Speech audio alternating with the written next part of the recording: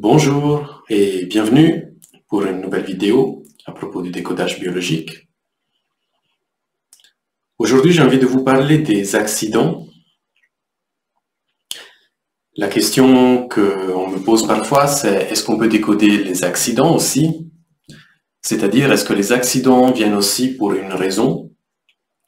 Est-ce qu'ils viennent travailler quelque chose dans la vie de la personne? Est-ce qu'ils ont un sens? La réponse pour moi est oui. Et j'ai envie d'explorer ce qui se joue dans ces moments où un accident arrive. Pourquoi il arrive? Tout simplement,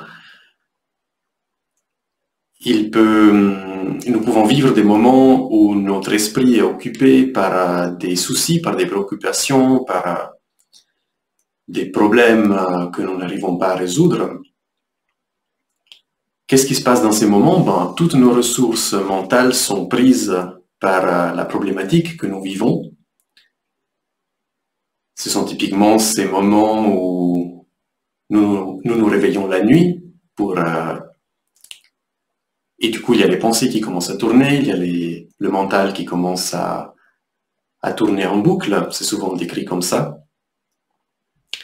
Et nous l'avons tous vécu, ce sont des moments où toutes nos ressources, donc des périodes où toutes nos ressources sont prises par la problématique, sont prises par la recherche d'une solution avec la tête. Et ça prend vraiment toutes les ressources. Et en fait, ça prend même plus de ressources que ce que nous pensons. Ça prend des ressources qui sont de l'ordre de notre vigilance, de notre attention, de notre présence au monde extérieur. Et si ça arrive pendant que nous sommes dans le lit, le risque d'accident sera faible. Par contre, si toutes nos ressources sont occupées, y compris la vigilance pendant que nous conduisons, que nous skions, que nous travaillons avec quelque chose qui peut être dangereux, une scie, un couteau, là, il y a une chance plus grande de se faire mal, en fait, d'avoir un accident. C'est-à-dire qu'il y a des moments où nos ressources sont tellement prises par la problématique que nous vivons que nous ne faisons pas assez attention à ce qui est autour de nous et là, il y a l'accident qui peut arriver plus facilement. Et en fait, je pense précisément pour ça que, à un moment donné, le corps prend en charge les problématiques que nous n'arrivons pas à résoudre avec une maladie, ce que nous appelons une maladie, avec un symptôme, avec une modification de son fonctionnement. Pourquoi? Parce que si cette période où la recherche de solutions prend des ressources, se prolonge trop, nous sommes en danger. Nous sommes en danger de nous faire mal dans notre vie actuelle, mais dans notre fonctionnement primitif ou sauvage, de nous faire aussi mal ou de nous faire blesser par un prédateur, par exemple. Donc, finalement, le moment où la période où la vigilance n'est pas au top, elle est dangereuse. Elle est vraiment dangereuse. Donc, le corps, finalement, si aucune solution n'est trouvée, prend ça en charge avec une modification, avec une maladie. Et c'est finalement, pour moi, le fonctionnement biologique qui fait que nous tombons malades. C'est une question de pouvoir être présent à notre environnement. C'est une façon de faire prendre en charge la problématique sans solution à notre corps pour que notre vigilance soit de nouveau là. Évidemment, la maladie, le symptôme, provoque d'autres problèmes, entraîne d'autres désavantages, légers ou très très forts, ou même dangereux, ou même mortels. Mais c'est la seule solution que le corps peut trouver, que notre système peut trouver pour sortir d'une situation où il n'y a aucune solution. Une question intéressante, c'est aussi, mais est-ce que quand nous vivons un accident, est-ce que la partie du corps qui est touchée, elle est due au hasard? Je remarque dans ma pratique que finalement, la partie du corps qui est touchée, elle a toujours un rapport avec ce que la personne vit et surtout à comment elle le vit. Par exemple, si la problématique qui occupe l'esprit, elle est liée à une question d'autorité, à une question de qui a l'autorité sur qui, pardon, mais ça peut être l'index qui est touché. Si c'est lié à une question de devoir plier, de devoir mettre le genou à terre, ben c'est le genou qui pourra être touché par l'accident. Et évidemment, le type de... Enfin, évidemment. Et je remarque aussi que le type de blessure, le type d'accident, ben, c'est aussi lié au ressenti. S'il y a du sang qui est impliqué, ben, la problématique est un lien avec les liens de sang, avec la famille, avec le clan. Si c'est une brûlure, qu'est-ce qui brûle? Qu'est-ce qui fait mal? Qu'est-ce qui marque finalement dans ce qui est vécu?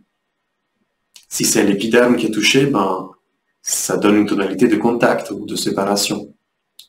Et si ce sont les articulations, ben, c'est une tonalité de dévalorisation dans le geste. Ce sont des pistes, ce ne sont jamais des vérités, mais en fait des pistes qui sont, dans mon expérience, liées à ce qui est vécu par la personne et qui permettent finalement d'utiliser la maladie ou l'accident comme un rail pour remonter à ce qui est vécu de façon inconsciente et pour pouvoir le solutionner autrement. Vous allez me demander, mais quel sens ça a de enlever de la vigilance quelque chose pour notre corps et de le travailler avec un symptôme, avec un accident peut-être, qui finalement sort de la rumination, et de remonter le symptôme ou l'accident pour revenir à ce ressenti qui occupait l'esprit. Ben, pourquoi on ne le laisserait pas simplement dans la cave de notre inconscient, et puis le corps le travaille comme il peut, puis l'accident est là, ma foi, on laisse faire. En fait, je me rends compte que souvent, ce sont les mêmes problématiques qui reviennent dans la vie de la personne. Et typiquement, ce sont des personnes qui vont dire, mais ce genou, ça fait la 4e fois que j'ai un accident, ce doigt, il est tout le temps blessé. Les symptômes des maladies, ça revient souvent les mêmes. Et finalement, si on en a l'élan, si on en a envie, d'utiliser ce rail du symptôme, de l'accident, de la maladie, pour remonter à ce vécu qui n'a pas pu être géré, mais ça permet de ne plus le vivre tout seul, en fait. De l'explorer en thérapie, ça permet de le remonter à la surface, mais pas tout seul. Et puis surtout, des fois, ce sont des vieux traumatismes de l'enfance qui refont surface, qui sont titillés par ce que nous vivons dans notre vie.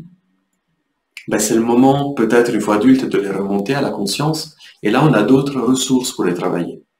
Là, on a une façon de les solutionner, peut-être, cette fois, qui est là, en conscience. Voilà, c'était un tour spontané de ce qui se joue dans les accidents, notamment. Et j'espère que ça vous a intéressé, que ça vous parle. Et puis, je remarque que j'ai vraiment à cœur de partager cette vision de la santé, de la maladie, de ce que nous vivons, de ce que notre corps met en matière. Parce que pour moi, ça a vraiment un sens qui est très profond et qui est très important, puisque finalement, on passe de la maladie ou de l'accident comme quelque chose comme un ennemi contre lequel il faut lutter, à une vision plus large, qui contient peut-être ça aussi, mais qui le voit comme une chance, comme une opportunité, comme une porte pour revenir à soi, pour revenir à quelque chose en soi qui n'a pas de paix, qui n'a pas eu l'attention dont ça avait besoin. Et finalement, ça permet de dire, mais maintenant, je peux y donner mon attention. Maintenant, je peux vivre ça comme une chance pour me demander, mais qu'est-ce que je vis au fond, maintenant? Qu'est-ce que je ressens? De quoi j'ai besoin? Voilà. Merci et au plaisir de vous revoir ou de vous lire dans les commentaires. À bientôt.